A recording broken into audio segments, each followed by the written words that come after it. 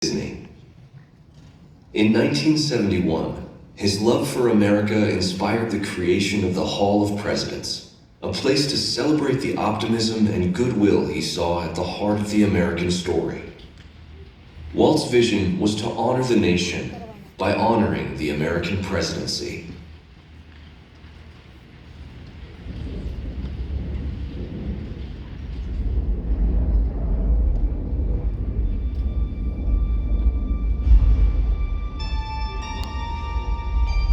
It is 1783, and the smoke is clearing in the wake of the Revolutionary War. Over the course of 8 grinding years, General George Washington has led a force of shopkeepers, farmers, and Native American allies to victory over the greatest military power in the world. A new nation has been born, independent and free.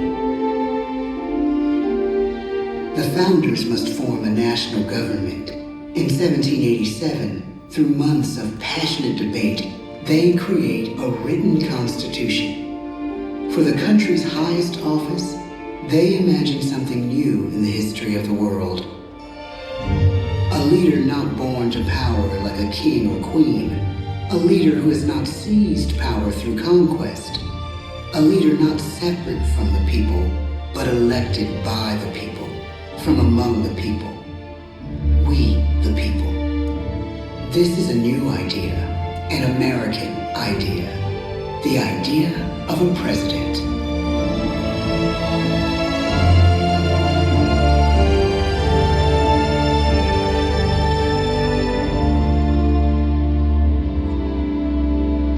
The people don't know exactly what a president will be, but there is little doubt who it will be.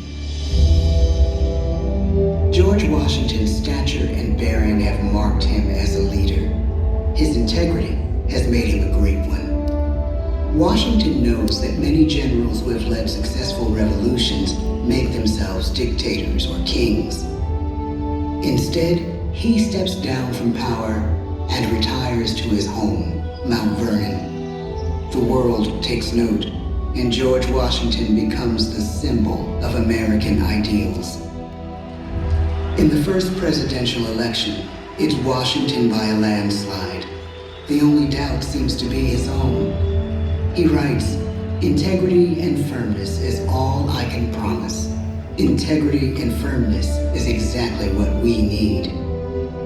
Everything he does as president will set a model for his successors. His final act may be the most important of all. After 2 terms, with no term limit in the Constitution and amid overwhelming support to stay in office, he steps down once again and hands power back to the people. He wants us to speak, to elect a new president. During the early years of the Republic, we choose leaders as different as Thomas Jefferson, John Adams, and Andrew Jackson. Elections are often bitter. Each president stands at that fiery intersection where personal character meets the challenges of the times. Some call the presidency a glorious burden. Jefferson calls it a splendid misery. We, the people, must choose well. We elect 15 presidents before the course of history brings us to the edge of a crisis like no other. A nation born of freedom still permits slavery. As the country pushes west, will new states be slave or free? The question produces bitter conflict. The issue rocks the election of 1860 and brings Abraham Lincoln onto the national stage. The tall, lanky, some say uncouth candidate from Illinois is a master of words at a time when speeches are printed in full for people to read. A house divided against itself cannot stand, he has said. With Lincoln's election, the House does indeed divide. Civil War. 11 states secede from the Union. the war becomes a defining passage in the American story. The president's own inner strength and depth of character changed the course of history.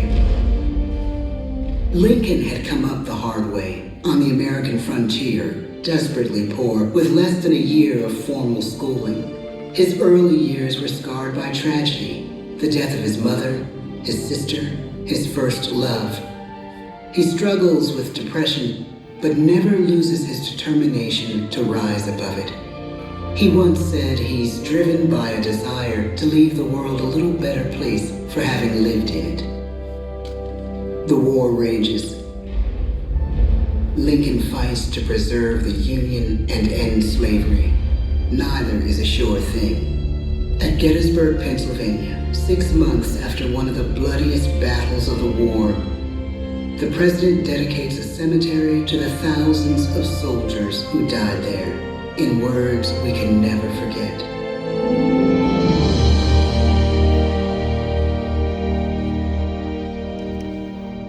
"Fourscore-and-7 years ago, our fathers brought forth on this continent a new nation, conceived in liberty and dedicated to the proposition that all men are created equal.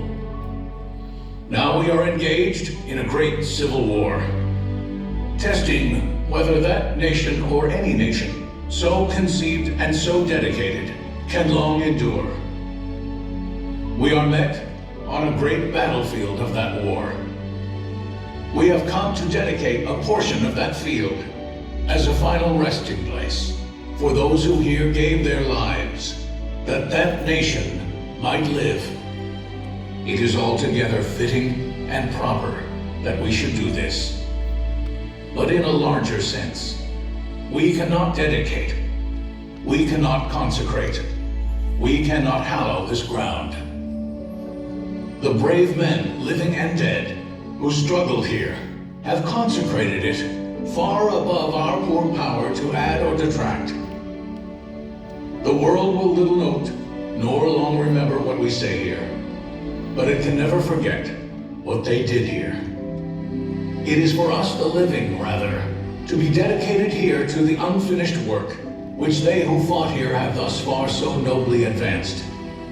It is rather for us to be here dedicated to the great task remaining before us, that from these honored dead we take increased devotion to that cause for which they gave the last full measure of devotion. That we here highly resolve that these dead shall not have died in vain, that this nation, under God, shall have a new birth of freedom, and the government of the people, by the people, for the people, shall not perish from the earth. The blood of over 500,000 Americans is spilled in this Civil War. President Lincoln's enduring hope is to give true meaning to the sacrifices of so many, to lead us to that new birth of freedom. With the end of the war and the end of slavery, a new birth truly begins. As we roll toward the 20th century, settlers roll west on wagon wheels and railroads connect the nation coast to coast. Millions of immigrants pour in from Europe and Asia. Population doubles. Our economy triples. Our standing among nations rises. We need presidents who can lead both at home and abroad. At the same time, a young Theodore Roosevelt is retreating from New York politics and personal tragedy. The death of his wife and his mother on the same day in the same house. In the Badlands of North Dakota, he rethinks his life and the life of his country. He returns stronger in body and spirit. His renewed energy is just what his country needs.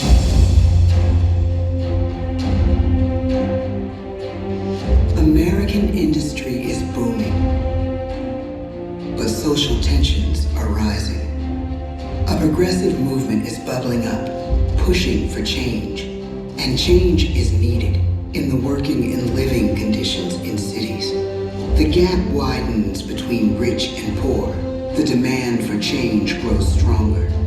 Teddy Roosevelt is a knight on a crusade. He speaks with force and vitality in clear terms that make colorful headlines at a time when mass-market newspapers have become the new media. To define his foreign policy, he borrows a phrase from an African proverb: speak softly and carry a big stick. But his greatest accomplishments are made at home.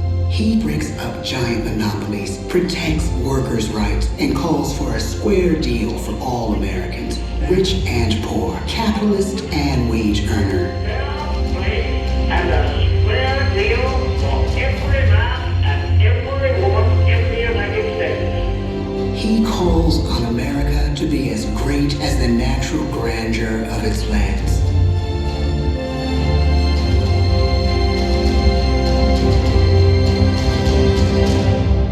Keep your eyes on the stars and your feet on the ground, he tells us.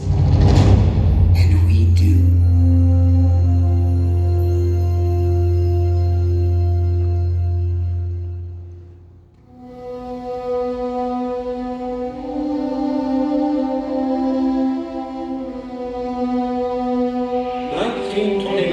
The bottom fell out of the market. 12 million unemployed. The bread lines and the sugar. The results of the 1932 election now appear. When we elect our 32nd president, it is the worst of times. The course of history and the course of one president's life again shape a turning point in our national destiny. Franklin D. Roosevelt, paralyzed by polio, knows how to restore the faith of a people paralyzed by the Great Depression. I believe in practical explanation and in practical policy. He has found the inner strength his countrymen now need. He speaks to us like a friend, a neighbor. His optimism is contagious, his voice perfect for the latest breakthrough medium, radio. He calls us to believe we have nothing to fear but fear itself. And we do believe. Tonight's attacks on England are perhaps the most widespread of the war in the course of the day. But an even greater challenge dominates his final years in office. The Second World War.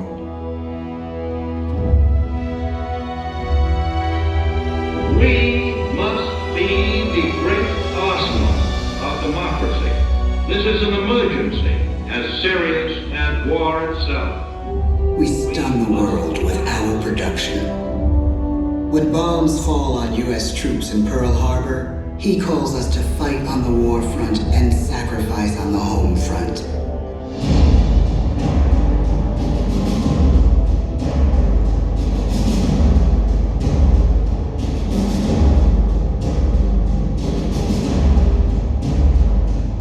The harder the sacrifice, the more glorious the triumph.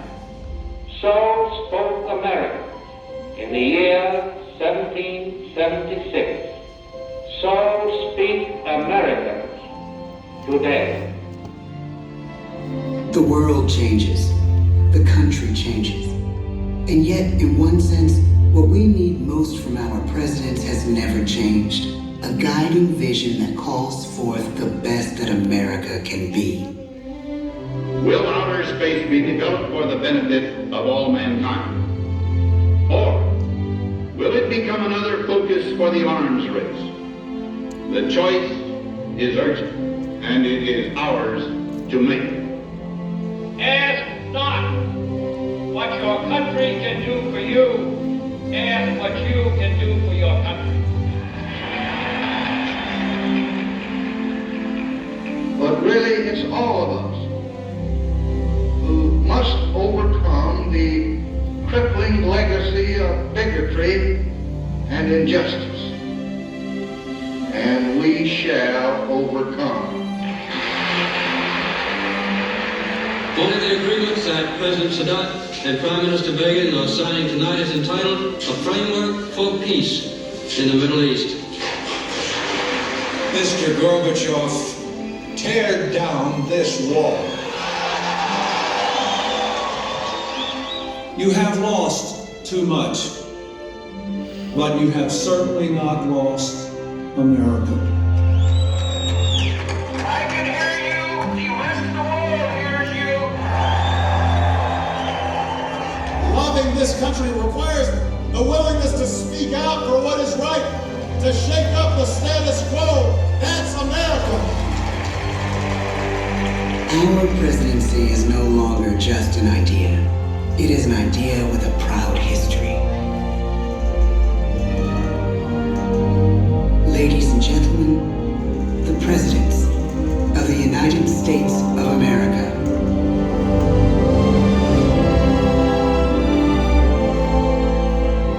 George Washington, John Adams, Thomas Jefferson,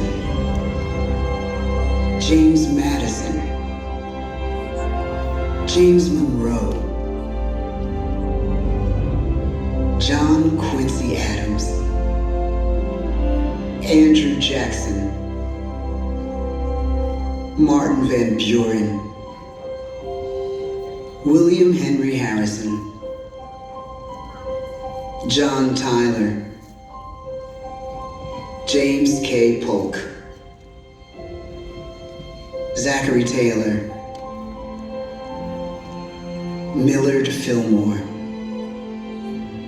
Franklin Pierce,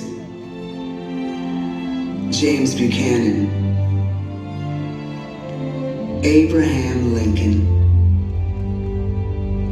Andrew Johnson, Ulysses S. Grant, Rutherford B. Hayes, James A. Garfield, Chester A. Arthur, Grover Cleveland, Benjamin Harrison, William McKinley, Theodore Roosevelt, William Howard Taft, Woodrow Wilson, Warren G. Harding, Calvin Coolidge, Herbert Hoover, Franklin D. Roosevelt, Harry S. Truman, Dwight D. Eisenhower, John F. Kennedy, Lyndon B. Johnson, Richard M. Nixon, Gerald R. Ford, Jimmy Carter, Ronald Reagan, George Bush, Bill Clinton, George W. Bush, Barack Obama, Donald Trump.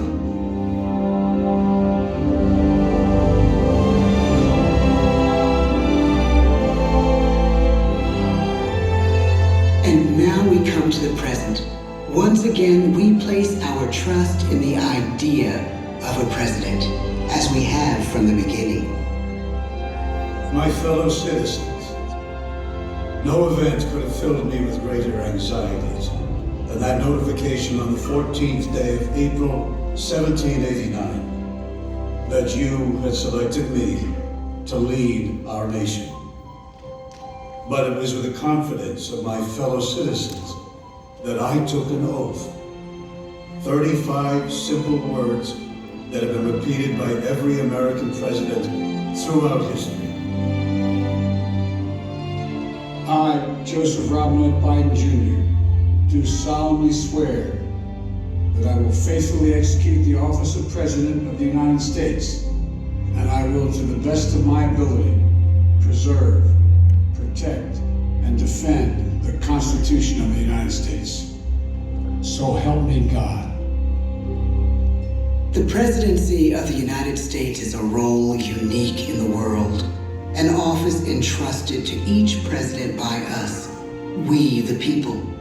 Therein lies the genius of that new idea, now over 200 years old.